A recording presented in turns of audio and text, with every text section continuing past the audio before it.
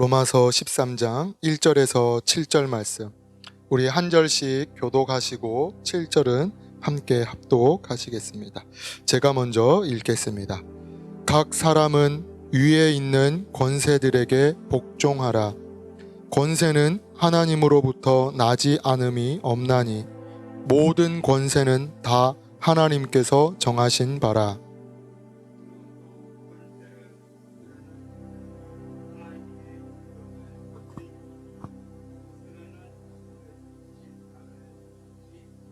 다스리는 자들은 선한 일에 대하여 두려움이 되지 않고 악한 일에 대하여 되나니 내가 권세를 두려워하지 아니하려느냐.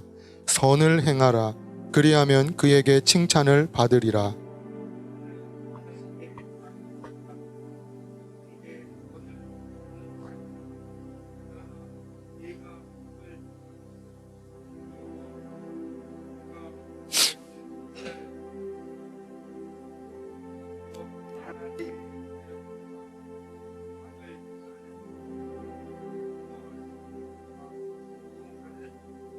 그러므로 복종하지 아니할 수 없으니 진노 때문에 할 것이 아니라 양심을 따라 할 것이라.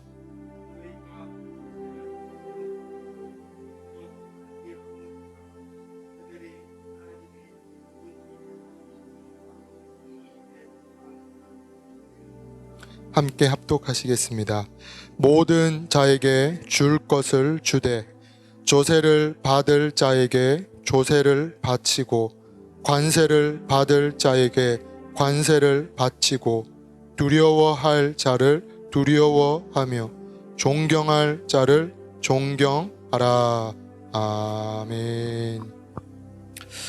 말씀을 통해서 하나님의 은혜가 전하는 자나 받는 우리 모두에게 가득할 수 있기를 주님의 이름으로 축복합니다.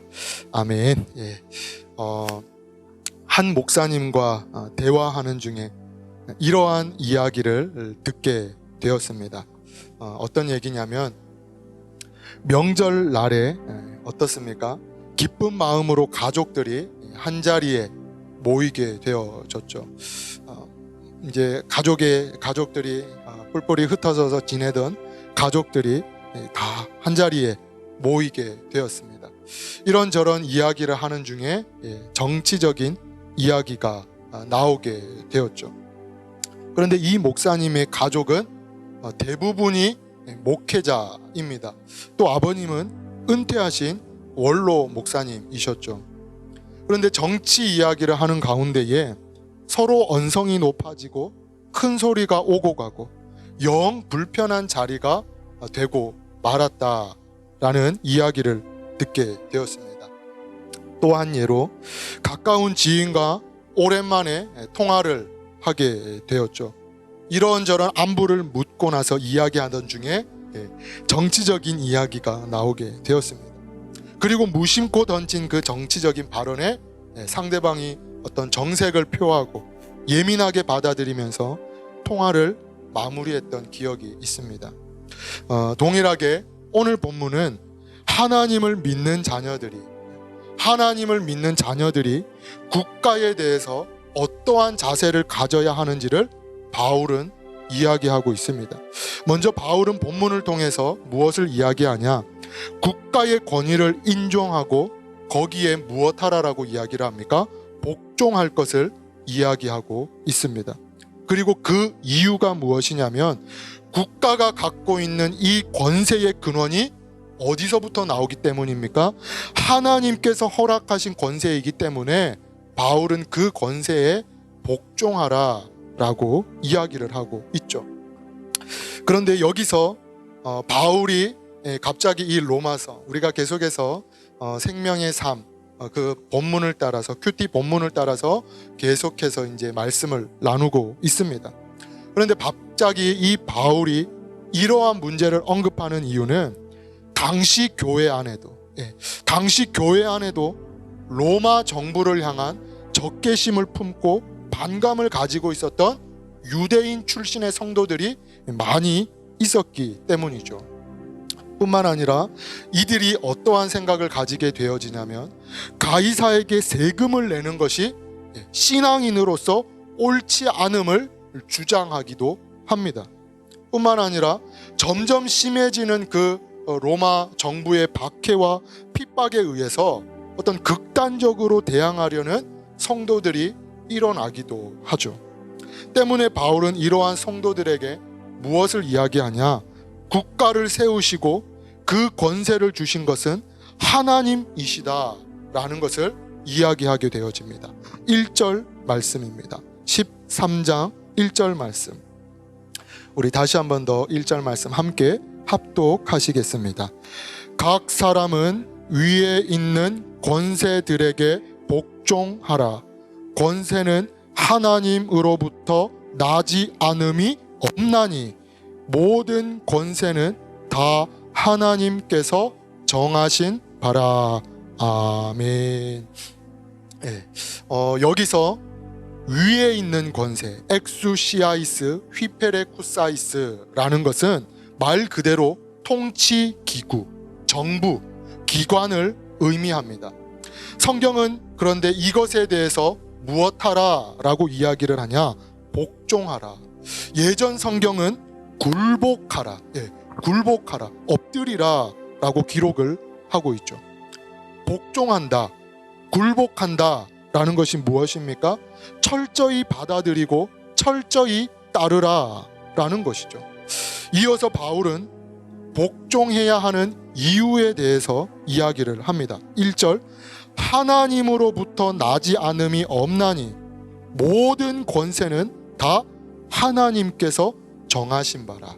아멘. 여기서 정하신 바라라는 것은 군사적인 용어입니다. 특별히 이 정하셨다라는 것은 배치하다, 임명하다, 두다라는 것이죠. 즉 모든 권세는 어떻습니까? 하나님께서 계획하시고 그 각각의 모양에 따라서 배치하시고 임명하셨기 때문에 성도는 그 권위에 인정하고 법과 질서를 지켜야 한다라는 것입니다. 그런데 바울의 이러한 권고가 어떻습니까? 고개를 갸우뚱하게 하죠. 왜 고개를 갸우뚱하게 하는 것이냐? 무조건 복종하는 것, 무조건 굴복하는 것은 어떻습니까? 문제가 있지 않나 라는 생각을 하게 만들기 때문이죠. 물론 여기에는 많은 의문들이 제기될 수가 있습니다. 간혹 이런 것이죠. 불의를 행하고 악한 정치 지도자들에게도 복종해야 하는 것인가? 그들이 끊임없이 자행하고 있는 악과 불의를 알면서도 침묵하는 것이 바른 것인가? 통치자들의 편의를 위해 만든 그 악한 법도 따라야 하는 것인가? 구약의 선지자들이 왕과 방백들의 그 불의에 대해서 비판하고 정죄한 것은 우리가 어떻게 받아들여야 하는 것인가? 정부가 교회의 예배와 전도 활동 등을 제한할지라도 그대로 따라야 하는 것인가? 관점에 따라서 다양한 어떤 문제와 이야기거리를, 미묘한 문제들을 야기시키죠. 때문에 바울은 한 가지 특이한 이야기를 5절에서 합니다. 5절 말씀, 우리 5절 말씀을 우리 함께 합독하시겠습니다.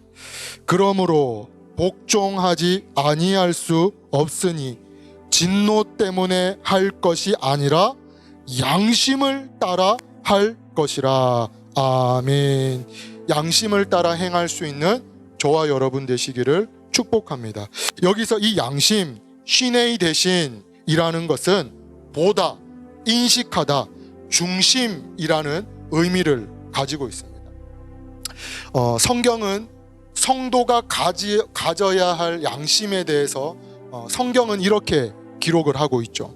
믿음의 양심, 선한 양심, 깨끗한 양심, 청결한 양심, 이 양심에 대해서 이렇게 성경은 기록을 하고 있습니다. 그런데 이 양심이라는 것은 내 기준이 아니라 무엇이 기준되는 것을 의미하냐면 하나님의 말씀이 기준됨으로 나오는 양심을 의미합니다. 동일하게 양심을 따라 할 것이다 라는 것은 내 기분대로, 내 생각대로, 내 감정대로 하는 것이 아니라 하나님의 말씀을 기준한 양심을 의미하고 있다라는 거죠. 즉 본절은 하나님의 말씀에 기준한 양심에 따라 행하라 라는 것입니다. 통치자들이 뿐만 아니라 어떤 이들이 성도가 가지고 있는 양심에 반하는 것을 요구할 때 성도는 마땅히 하나님의 말씀을 기준해서 이에 대하여 이의를 제기할 수 있다라는 것이죠. 그런데 이것은 폭력적인 저항을 정당화하는 말은 결코 아닙니다. 폭력은 안 되는 것이죠. 무엇이 있어야 되는 것입니까? 하나님의 그 정의와 사랑이, 선지자적인 자세가 있어야 한다라는 것입니다. 이것이 구약 선지자들 뿐만 아니라 2000년 교회사의 개혁자들이 세상 앞에 맞섰던 방법인 것이죠. 사도행전 4장에는 이와 비슷한 이야기가 기록되고 있습니다. 베드로와 요한이 예루살렘에서 예수 그리스도를 증거하게 되어지죠. 특히 예수 안에 죽은 자의 부활에 대해서 이 증거하게 되어집니다. 그런데 이러한 소식, 예수 그리스도에 대해서 복음을 증거한다, 전한다 라는 소식을 사두개인들이 듣게 됩니다. 사도행전 4장 말씀을 우리 한번 같이 함께 보시겠습니다.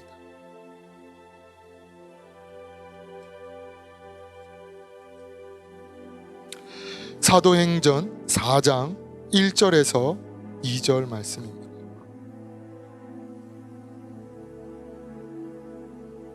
사도행전 4장 1절에서 2절 말씀 우리 함께 합독하시겠습니다.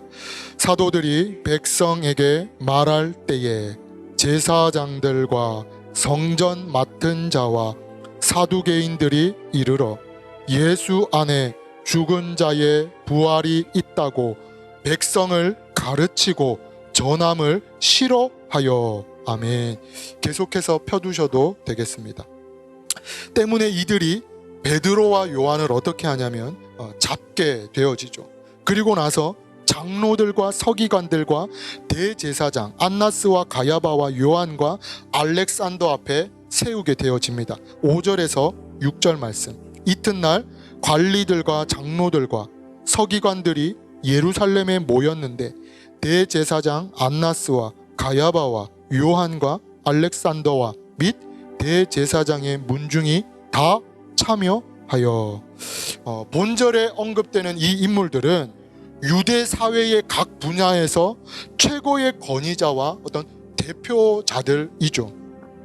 이들이 베드로와 요한에게 왜 이러한 일을 하느냐라고 질문을 합니다. 그때 베드로가 성령이 충만하여 어떻게 대답을 하냐면 12절 말씀입니다. 사도행전 4장 12절 말씀 우리 함께 합독하시겠습니다. 다른 이로서는 구원을 받을 수 없나니 천하 사람 중에 구원을 받을 만한 다른 이름을 우리에게 주신 일이 없음이라 하였더라. 아멘. 예, 계속 펴두셔도 되겠습니다. 이러한 베드로의 대답에 이 지도자들이 당황하게 됩니다. 그리고 나서 서로 자기네들끼리 의논을 해서 다시 한 번 더 베드로와 요한에게 경고를 하죠. 18절 말씀. 그들을 불러 경고하여 도무지 예수의 이름으로 말하지 말고 가르치지도 말라 하니. 이때 베드로와 요한이 어떻게 이야기를 하냐면 19절에서 20절 말씀입니다. 우리 19절에서 20절 말씀 함께 합독하시겠습니다. 베드로와 요한이 대답하여 이르되 하나님 앞에서 너희 말을 듣는 것이 하나님의 말씀을 듣는 것보다 옳은가 판단하라. 우리는 보고 들은 것을 말하지 아니할 수 없다 하니. 아멘. 예. 뭐라고 고백을 합니까? 하나님 앞에서 너희 말이 듣는 것이 하나님의 말씀을 듣는 것보다 옳은가 판단하라. 베드로와 요한은 하나님의 말씀과 반대되는 그 명령에 무엇할 수가 없었습니까? 순종할 수가 없었던 것이죠. 또 다른 한 예가 있습니다. 다니엘이 메데바사 제국의 총리로 있을 때에 여러 고관들이 다니엘을 시기하게 되죠. 때문에 다니엘의 꼬투리를 잡기 위해서 여러 방면으로 허물을 찾게 됩니다. 하지만 어떻습니까? 허물을 발견할 수가 없죠. 고발할 근거나 허물을 찾지 못하게 됩니다. 때문에 이 고관들이 무엇을 하게 되어지냐면 새로운 법을 세우게 되어지죠. 우리 다니엘 6장 말씀도 우리 함께 보시겠습니다.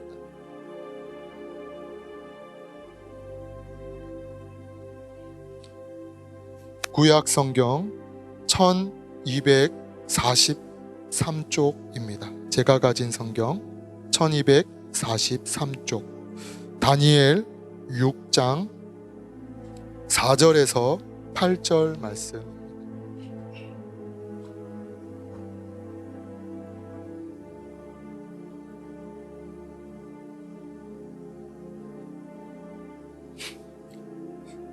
구약 성경 1242쪽 다니엘 6장 4절에서 8절 말씀입니다. 우리 다니엘 6장 4절에서 8절 말씀, 우리 한 절씩 교독하고 8절은 우리 함께 합독하겠습니다. 4절 제가 먼저 읽겠습니다. 이에 총리들과 고관들이 국사에 대하여 다니엘을 고발할 근거를 찾고자 하였으나 아무 근거, 아무 허물도 찾지 못하였으니 이는 그가 충성되어 아무 그릇됨도 없고 아무 허물도 없음이더라. 그들이 이르되 이 다니엘을 그 하나님의 율법에서 근거를 찾지 못하니 그를 고발할 수 없으리라. 이에 총리들과 고관들이 모여 왕에게 나아가서 그에게 말하되 다리오 왕이여 만수무강하옵소서.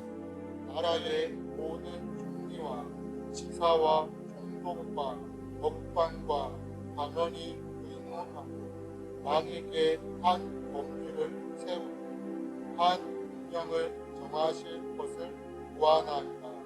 왕이여 그것은 곧 이제부터 30일 동안에 누구든지 왕 외에 어떤 신에게나 사람에게 무엇을 구하며 사자굴에 던져 넣기로 한 것이니라. 합독하겠습니다. 그런즉 왕이여 원하건대 금령을 세우시고 그 조서에 왕의 도장을 찍어 메대와 바사에 고치지 아니하는 규례를 따라 그것을 다시 고치지 못하게 하옵소서. 아멘. 아멘. 계속해서 펴두셔도 되겠습니다. 다니엘에게 허물을 찾지 못한 이 고관들이 어떠한 법을 제시하냐면 30일 동안이나 다른 신을 섬기지 못하도록 새로운 법안을 세우게 됩니다. 그리고 이 법이 어떻게 됩니까? 통과가 되어지죠. 9절 이에 다리오 왕이 조서에 왕의 도장을 찍어 금령을 내니라. 이 당시의 왕은 어떠한 권세를 가지고 있습니까? 신의 아들, 신의 대리자로 여겨졌던 시대였습니다. 때문에 왕은 완전한 존재일 뿐만 아니라 왕의 법령 또한 완전 무결하다라고 여겨졌던 시대죠. 때문에 왕의 조서에 인이 쳐지는 순간부터 절대적인 구속력을 갖게 되어지죠. 그 누구도 이 법을 무너뜨리거나 변경할 수가 없습니다. 하지만 이러한 법에 다니엘이 어떻게 하게 되어지냐? 13절 말씀입니다. 다니엘 6장 13절 말씀, 우리 함께 13절 말씀 합독하시겠습니다. 그들이 왕 앞에서 말하여 이르되 왕이여 사로잡혀 온 유다 자손 중에 다니엘이 왕과 왕의 도장이 찍힌 금령을 존중하지 아니하고 하루 3번씩 기도하나이다 하니. 아멘. 다니엘이 어떻습니까? 하나님의 말씀과 반대되는 그 법령에 순종할 수가 없었던 것이죠. 잘 아시는 순교자 주기철 목사님이 계십니다. 이 목사님은 신사참배가 하나님 말씀에 어긋난 것이기 때문에 무엇 하기를 거부합니까? 참배하기를 거부하게 되어지죠. 그리고 이 목사님께서 죽기 전에 이러한 글을 남기게 됩니다. 그리스도의 사람은 살아도 그리스도인답게 살고 죽어도 그리스도인답게 죽어야 합니다. 죽음이 무서워 예수를 저버리지 마시오. 풀의 꽃과 같이 시들어 떨어지는 육체의 죽음을 아끼다가 지옥에 떨어지면 그 안이 두렵습니까? 한 번 죽어 영원한 천국의 복락이 그 안이 즐겁습니까? 이 주기철 목사가 죽는다고 슬퍼하지 마시오. 나는 내 주님 외에 다른 신 앞에서 무릎을 꿇고는 살 수 없습니다. 더럽게 사는 것보다 차라리 죽고도 죽어 주님을 향한 정절을 지키려 합니다. 주님은 나를 위하여 십자가를 지셨습니다. 주님은 최후의 피 한 방울까지도 다 쏟으셨습니다. 주님은 이렇게 나 위하여 죽으셨거늘 내 어찌 죽음을 무서워하리요. 나에게는 일사각오가 있습니다. 성도는 하나님께서 세우신 권세, 그 지도자들의 어떤 그 권세에 순종하며 복종해야 합니다. 왜 복종해야 하는 것입니까? 하나님께서 세우셨기 때문이죠. 하지만 우리가 기억해야 할 것은 세상의 법과 하나님의 법이 부딪힐 때에는 성도는 하나님의 법을 우선해야 할 줄 믿습니다. 그렇다면 마지막으로 이러한 속에서 성도가 해야 할 것이 무엇인가? 우리 디모데전서 마지막으로 2장 말씀을 함께 보시겠습니다.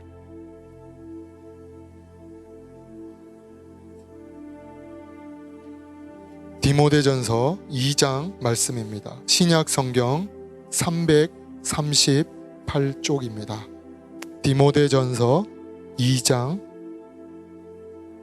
신약 성경 338쪽입니다.